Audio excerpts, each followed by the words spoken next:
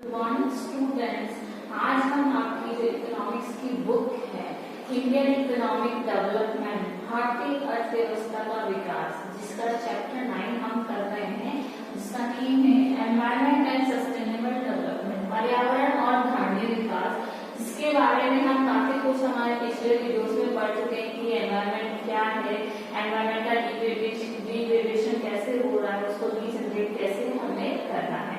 अब हम देखते हैं हमारे सस्टेनेबल डेवलपमेंट, धारणीय विकास। हम हर बार देखते हैं कि हर बार हमने पिछले चैप्टर्स भी पढ़े हैं और अभी भी हम देखेंगे धारणीय विकास क्या है। सस्टेनेबल डेवलपमेंट बेसिकली होता क्या है, उसके बारे में हम स्टडी करेंगे। तो हम देखेंगे कि हमारा एनवायरमेंटल है और जो हमारी इकोनॉमी है वो एक दूसरे पर डिपेंडेंट होती है, एक दूसरे पर निर्भर होती है और एक दूसरे के लिए आवश्यक भी है। क्योंकि अगर हमें डेवलपमेंट करना है तो हमारे पास नेचुरल रिसोर्सेज या जो रिसोर्सेज की बात हम करते हैं वो होने चाहिए, तो वो हमें नेचर से ज्यादा मिलते हैं। और हमारी जो हेल्थ फैसिलिटीज है वो भी हमारे एनवायरमेंट से काफी हद तक रिलेट करती हैं। तो अगर हमें ह्यूमंस का, हमारी इकोनॉमी का और नेचुरल जो रिसोर्सेज हैं वो दोनों एक दूसरे पर डिपेंडेंट है और दोनों एक दूसरे के लिए नेसेसरी भी हो जाते हैं। एक के अभाव में, एक की कमी के कारण दूसरे का डेवलपमेंट अच्छे से नहीं हो पाता है। अगर जो हमारे पर्यावरण है, जो एनवायरमेंट पर जितने भी जो इफेक्ट होते हैं उसे हम इग्नोर करने, उससे उसकी अवहेलना करने वाले विकास का उस पर्यावरण के विनाश कर देगा जो कि जीवन का धारण करता है। अगर हम जो भी जितने भी हमारे एनवायरमेंटल रिसोर्स है उसको इग्नोर करें, उसकी अवहेलना करें या उसका मिसयूज करें, तो उसका जो भी रिजल्ट होगा ना वो हमारी लाइफ को के ऊपर आएगा। हमारी लाइफ को सर्वाइव करने में उसमें काफी डिफिकल्टी होगी। जो ये एनवायरमेंट जो है वो हमारी लाइफ को सस्टेन करने में, धारण करने में जो एनवायरमेंट है वो काफी हद तक हेल्प करता है, बहुत अपनी इम्पोर्टेंट भूमिका निभाता है।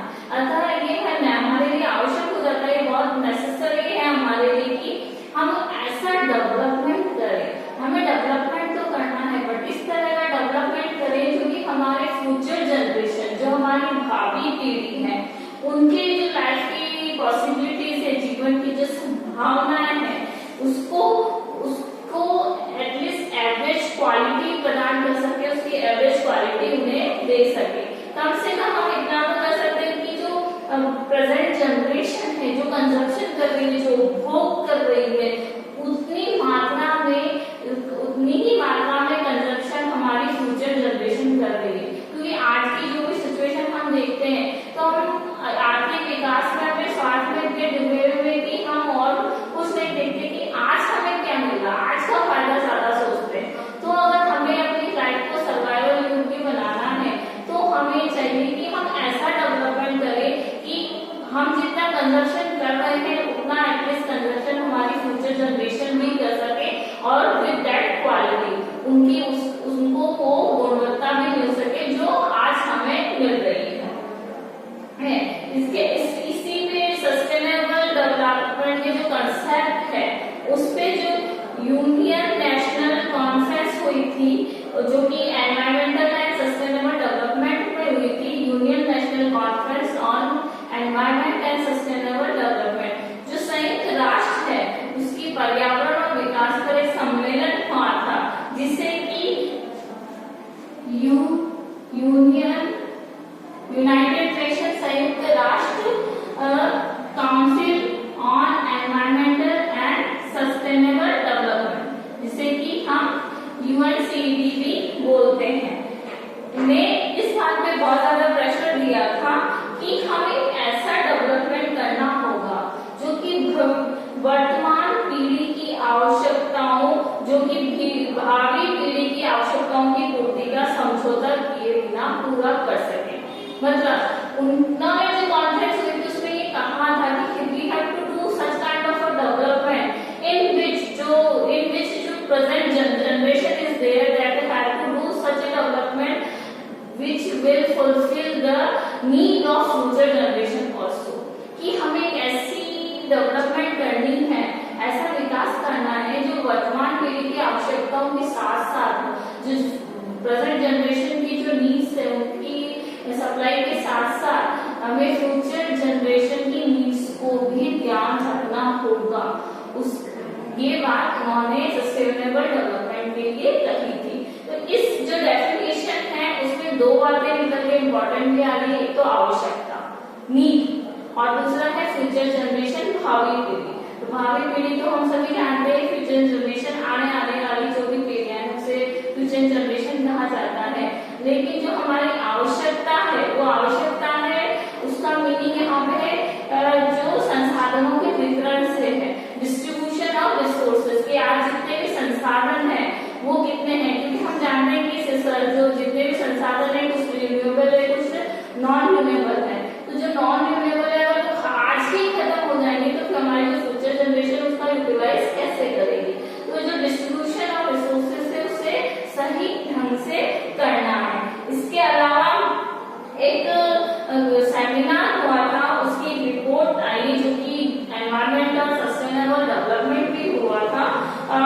जिस सेमिनार का नाम था आर कॉमन फ्यूचर, जो हमारा सामान्य भविष्य होगा उसको लेकर एक सेमिनार हुआ था। उसमें सस्टेनेबल डेवलपमेंट के संदर्भ में रेफरेंस में अपनी बात कही थी। उन्होंने कहा था कि जो सभी की बुनियादी आवश्यकताओं की पूर्ति और एक अच्छे जीवन की आशंकाओं की संतुष्टि के लिए सभी को अवसर प्रदान करने की है।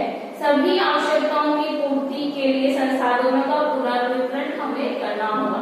मतलब हमें ऐसा डेवलपमेंट करना होगा जो सभी के लिए इक्वल अपॉर्चुनिटीज लेके आए। जो रिसोर्सेज है उसका डिस्ट्रीब्यूशन हमें ऐसा करना होगा कि जितने भी रिसोर्सेज हैं उनका डिस्ट्रीब्यूशन हमें इक्वली करना होगा, ताकि सभी को, चाहे आज हम उस चीज को कंज्यूम कर रहे हैं चाहे हम फ्यूचर में उसे कंज्यूम करेंगे, इन दोनों ही चीजों में हमें रिसोर्सेज को सही ढंग से रीयूज करना होगा या उसका हमें यूज करना होगा। इसके अलावा एडवर्ड बार्नियर ने एक डेफिनेशन दी है सस्टेनेबल डेवलपमेंट के लिए। उन्होंने कहा था कि बुनियादी स्तर पर जो गरीबों की जो जीवन की भौतिक मानकों को ऊंचा उठाने के लिए संदर्भ में, जिसमें जो इनकम है, रियल इनकम है, एजुकेशन फैसिलिटीज है, हेल्थ फैसिलिटीज है या क्लीनिंग है, वाटर सप्लाई है, इनके ऊपर क्वांटिटी रूप से मापा जा सके। तो उन्होंने कहा था कि जो बेसिक लेवल पे जो पुअर्स होते हैं उनकी बेसिक नीड्स पूरी हो सके, उनके जो फिजिकल मेजरमेंट्स है, स्टैंडर्ड्स है, उनको ऊंचा उठाना होगा, जिसके लिए इनकम, रियल इनकम है, हेल्थ है, वाटर सप्लाई है, हेल्थ फैसिलिटीज है या जो एजुकेशन फैसिलिटीज है, या इसके अलावा हमारी जो और भी जो बेसिक नीड्स होती है उसको क्वांटिटेटिव रूप से हमें ऊपर उठाना होगा, तभी हम एक अच्छे लाइफ स्टैंडर्ड लोगों को दे पाएंगे। और स्पेशली जब हम गरीब जनता की बात करते हैं, पुअर पीपल की बात करते हैं, उनके स्टैंडर्ड को उठा पाएंगे। इसके लिए हमें सस्टेनेबल डेवलपमेंट करना होगा, इस स्थिति को आगे बढ़ाना होगा, धारणीय विकास की अवधारणा को आगे बढ़ाना होगा। और उन्हीं का कहना था कि धारणीय विकास की जो अवधारणा है उसके अनुसार जो पुअर की जो टोटल पॉवर्टी है, जो गरीबों की समग्र दरिद्रता है, उसको कम करना होगा। उसके लिए उन्हें लॉन्ग टर्म या जो परमानेंट जीविका निर्वाह साधन, जो लाइफ एक्सपेक्टेंसी रिसोर्सेज होते हैं, जो लाइफ की जीवन प्रत्याशा को बढ़ोतरी या जीवन निर्वाह लाइफ सर्वाइवल जो रिसोर्सेज हैं उन्हें डेवलप करना होगा, उन्हें प्रोवाइड कराना होगा, ताकि वो अपनी बेसिक नीड्स की पूर्ति कर सके। और उसमें ये भी चीज ध्यान रखनी होगी कि जितने भी रिसोर्सेज हैं उससे पर्यावरण का डिग्रेडेशन ना हो, एनवायरमेंट का डिग्रेडेशन ना हो या रिसोर्सेज का डिग्रेडेशन ना हो, कि जितना हम यूज कर रहे हैं उतना ही हम अपने एनवायरमेंट को लौटा सके। ये नहीं कि हम कंज्यूम तो ज्यादा कर रहे हैं और हम अपने एनवायरमेंट को नुकसान पहुंचा रहे हैं। इसी तरह से जो हमारा कल्चरल डिग्रेडेशन हो रहा है, सांस्कृतिक विघटन हो रहा है, उससे भी कम करना। एंड जो हमारी जो सोशल इनसिक्योरिटी बढ़ती हो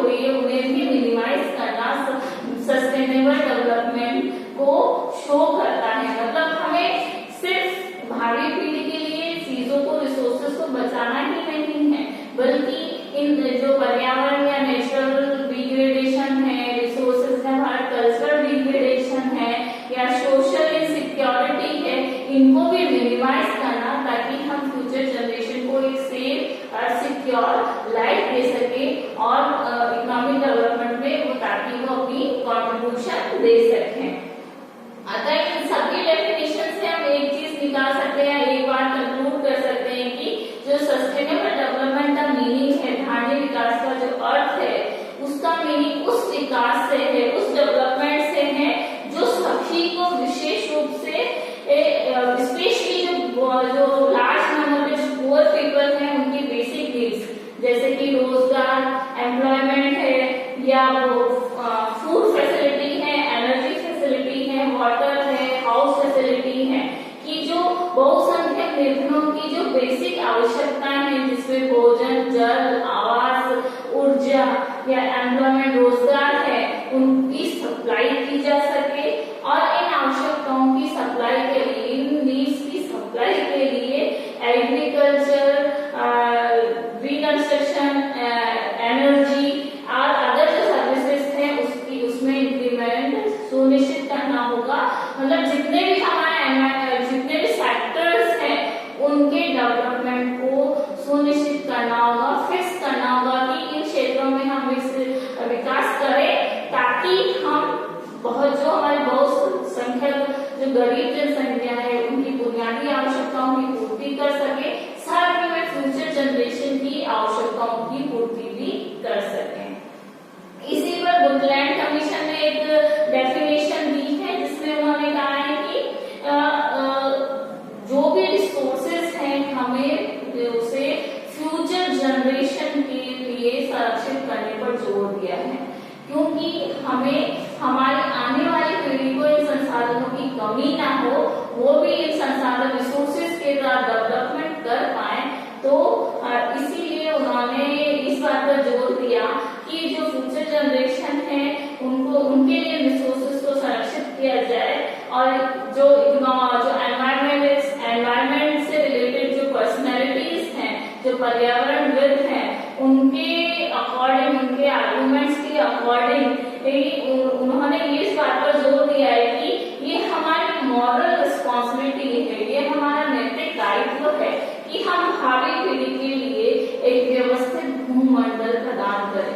ये हमारी, क्योंकि हमें ये चीज हमारे प्रायर जो जनरेशन थी, हमसे पहले वाली जनरेशन से हमें मिली है, तो हमारी भी रिस्पॉन्सिबिलिटी होती है, मॉरल रिस्पॉन्सिबिलिटी होती है कि ये जितने भी रिसोर्सेज हमें मिले हैं वो हम हमारे आगे आने वाली पीढ़ी को उसी प्रकार प्रदान करें जिस स्थिति में वो हमें मिली है, या हम कह सकते हैं कि और बेटर स्थिति में हमें प्रदान करना चाहिए, ताकि उनका भी आर्थिक विकास हो सके, या एक सिस्टमेटिक जो लैंड रिफॉर्म, लैंड कल्चर है या भूमंडल, इस एनवायरमेंट से रिलेटेड जितने भी रिसोर्सेज हैं उन्हें हम अच्छे से प्रदान कर सकें।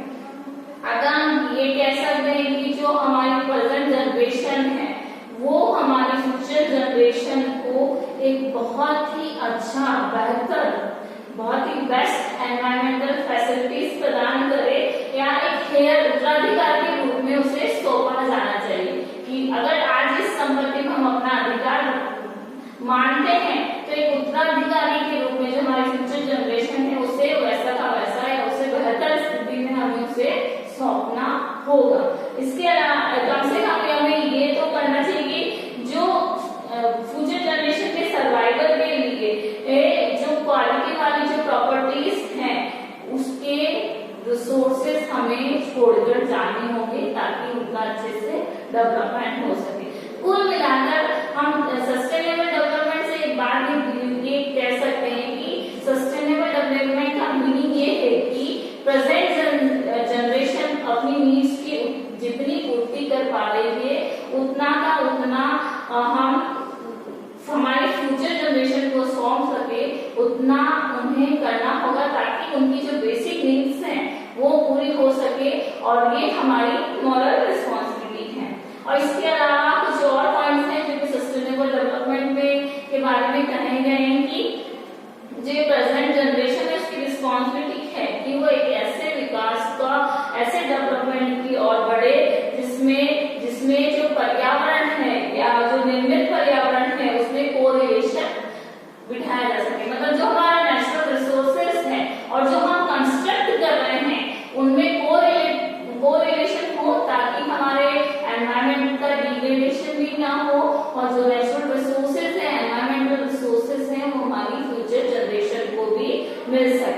इसके अलावा इसके लिए कुछ पॉइंट्स के कुछ तथ्य गए हैं कि हमें जो नेचुरल प्रॉपर्टी है, जो हमारी प्राकृतिक संपदा है, नेचुरल जो रिसोर्सेस है, उसका जो कंजर्वेशन करना होगा, ताकि आज हम कंजर्व करेंगे तो वो फ्यूचर जनरेशन के लिए यूज होंगे।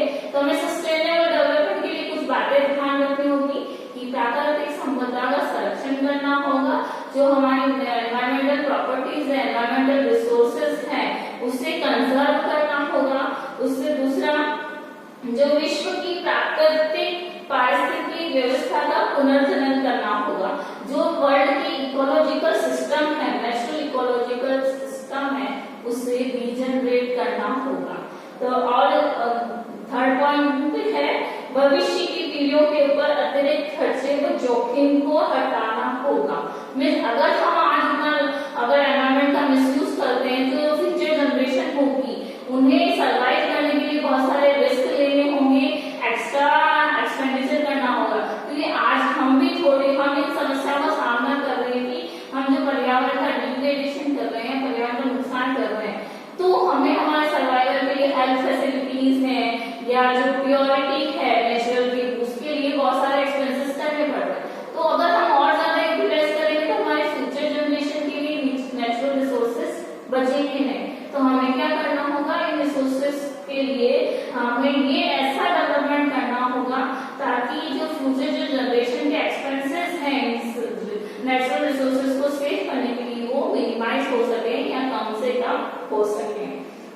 इसके अलावा हरमन बेली ने भी सस्टेनेबल डेवलपमेंट के लिए एक बहुत ही इम्पोर्टेंट बात कही है। उन्होंने कुछ तथ्य दिए, कुछ फैक्ट दिए कि इन बातों पर हमें जोर देना है। जो हमारी ह्यूमन पॉपुलेशन है, मानव जनसंख्या है, उसे पर्यावरण की धारण क्षमता के स्तर तक ही सीमित रहना होगा। मतलब जितनी भी ह्यूमन पॉपुलेशन है उससे जितना एनवायरमेंट सस्टेन कर सके, जितना एनवायरमेंट धारण कर सके, तभी तक सीमित वहीं तक सीमित रखना होगा, उससे ज्यादा नहीं। इसके लिए एक एग्जाम्पल दिया है उन्होंने जहाज का। जहाज की जितनी एक शिप जो होता है उसकी जितनी कैपेसिटी होती है, अगर उससे ज्यादा हम उसमें बर्डन डाले तो क्या हो जाता है, डूब जाता है। इसी तरह से अगर ह्यूमन पॉपुलेशन बढ़ती रही है, ह्यूमन रिसोर्सेज का या जितने भी एनवायरमेंटल रिसोर्सेज है उसका जितने ज्यादा यूटिलाइजेशन होता रहा तो क्या होगा कि वो एक सीमा के बाद खत्म हो जाएंगे या नष्ट हो जाएंगे। और या ये धरती जैसे जहाज हो गया अतिरिक्त बोझ के कारण, वैसे ही ये हमारी जो अर्थ है एनवायरमेंट वो खत्म हो जाएगा। इसके अलावा हमें जो टेक्निकल प्रोग्रेस है, तकनीकी जो प्रगति है, उसको आगत निपुण बनाना होगा, ना कि आगत उपभोगी। मतलब उसमें बहुत उसको इनपुट एफिशिएंट बनाना होगा, ना कि इनपुट कंजप्शन। मतलब उसका इतना ज्यादा हमें ऐसी इकोनॉमी या ऐसी टेक्निकल प्रोग्रेस लानी होगी जिससे ज्यादा से ज्यादा हम एनवायरमेंट के लिए इनपुट कर सके, हम बहुत सारा एनवायरमेंट के डेवलपमेंट के लिए कुछ कर सके। ये नहीं कि हम उसका कंज्यूम ही करते हैं। तो हमें ऐसी टेक्नोलॉजी डेवलपमेंट करनी होगी जो एनवायरमेंट की जो रिसोर्सेज हो उसको इंक्रीज करने में हेल्प करे। इसके अलावा जो हमारे जो नेक्स्ट पॉइंट है वो ये कि रिन्यूएबल जो रिसोर्सेज हैं उसका जो एक्सप्लोरेशन, उसका डिस्कशन जो है वो सस्टेनेबल डेवलपमेंट के आधार पर करना होगा। मीन्स जो हमारा एक्सट्रैक्शन है, निष्कर्षण की दर है, वो पुनर्जनन की दर से अधिक नहीं होनी चाहिए। मतलब जो हम जितना पर्यावरण से ले रहे हैं वो पर्यावरण को देने से ज्यादा नहीं होना चाहिए। मतलब पर्यावरण की चीजों का कम उपभोग करना है और पर्यावरण के लिए जो चीजें हमें पुनः उत्पादित करनी है, रिन्यूएबल रिसोर्सेज का जितना प्रोडक्शन करना वो दर ज्यादा होनी चाहिए कंजप्शन की बजाय।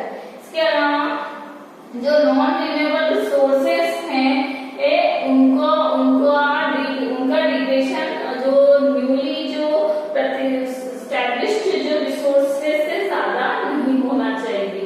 वही बात है चाहे नॉन रिन्यूएबल रिसोर्सेज हो, रिन्यूएबल रिसोर्सेज से उसका डिग्रेडेशन हमें ज्यादा नहीं करना है। जितना हम रीजनरेट कर सके उससे कम ही करना है। इसके अलावा लास्ट जो पॉइंट हम कह सकते हैं, जो पॉल्यूशन के ज्यादा इम्प्रूवमेंट लाना है। सो कुल मिला के हम ये कह सकते हैं कि हमें हमारे एनवायरनमेंट को सेव करना होगा अगर हमें हमारी इस लाइफ में सर्वाइव करना है, और हमारी ही लाइफ में हमें एक ऐसा डेवलपमेंट करना है जिसमें हम खुद तो सर्वाइव कर सके, हमारी फ्यूचर जनरेशन भी एक बेटर क्वालिटी के साथ सर्वाइव कर सके। इन बातों पर ध्यान देना होगा।